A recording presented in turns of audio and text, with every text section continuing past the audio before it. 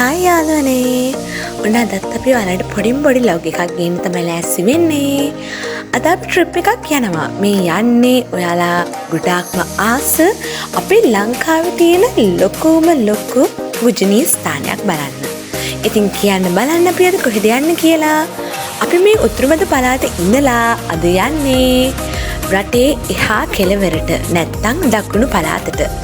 යන්න කලින් අපි කළුදොල්ල එහෙම අරගෙන හයිවේ එකේ තමයි යන්නේ. මේ ඔයාලට පේන්නේ කුරුණෑගල හයිවේ එක. ඊට පස්සේ අපි දක්ෂිණ අධිවේගී මාර්ගයට දාලා වැලිපැන්නට ආවා චුට්ටක් ලන්ච් ගන්න. ඊට පස්සේ ඔයාලට දැන් මේ පේන්නේ ගෝල්. ඉතින් අපි ගාල්ලට ආවා. අද අපි යන්න හදන්නේ කතරගම වඳ පුදා ගන්න. කතරගම කියන්නේ අපේ බෞද්ධයන් වගේම හින්දු එතකොට දමිළ භක්තිකයන් වගේ හැම ජාතියක්ම එකට වන්දනාමාන කරන ස්ථානයක්. ඉතින් අපි එතනට යන්න කලින් ගාලුකොටුව ඇතුළටත් චුට්ටක් ගියා.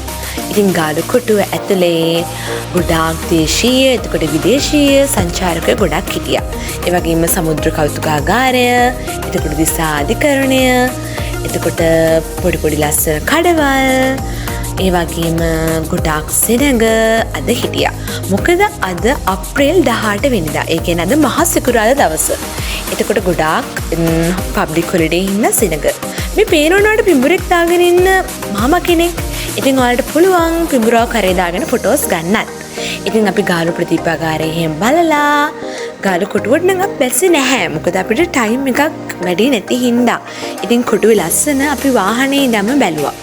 ගොඩාක් කට්ටිය තමන්ගේ පවුල් එක්ක සතුටු වෙන්න ඇවිල්ලා. ඉතින් බලන්නකෝ අපේ රටේ ලස්සන හවසට ඉර බැහැගෙන යද්දී හරිම සුන්දරයි.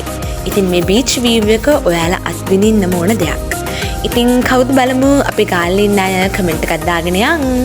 ඉතින් මේ බලන්නකෝ මේ චුටි බින්ගෙනුත් ගොඩ වෙලා අපි දැන් හදන්නේ ගාල්ලට සමුදෙන්න.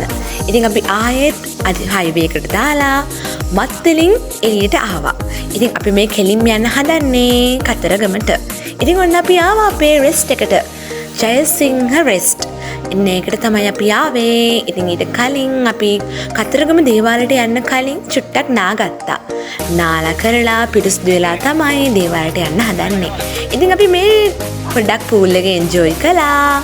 මේ අපේ නංගි, මේ මං, අපි මැද්දින් අපි තාත්තා. ඉතින් චුට්ටක් පීනලා කරලා හැම පොඩ්ඩක් රිලැක්ස් වෙලා අපි හදන්නේ කතරගම දේවාලයේ සහ කිරිවෙහෙර වන්දනා කරගන්න. ඉතින් අපි ඊට පස්සේ කතරගම දේවාලයට පිටත් වුණා.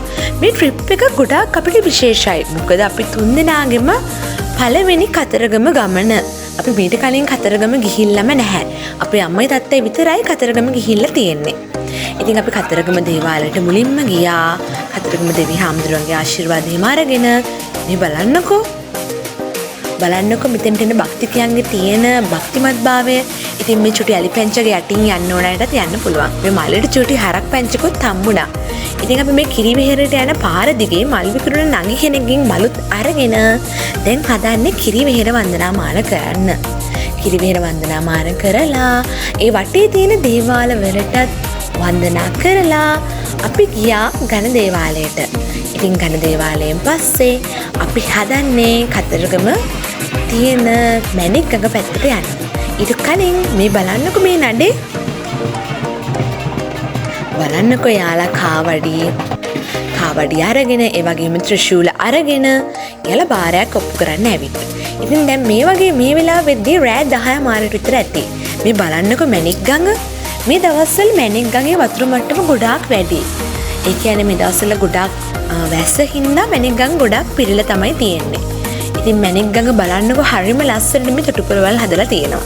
ඉතින් ඔයාලට පුළුවන් මැණික් ගඟටත් බැහැලා ඉතාමත් ප්‍රවේශම් ශ්‍රාහකත්ව චුට්ටක් නාලා කරලා පිරිසිදු වෙලා කතරගම වන්දනා කරගන්න.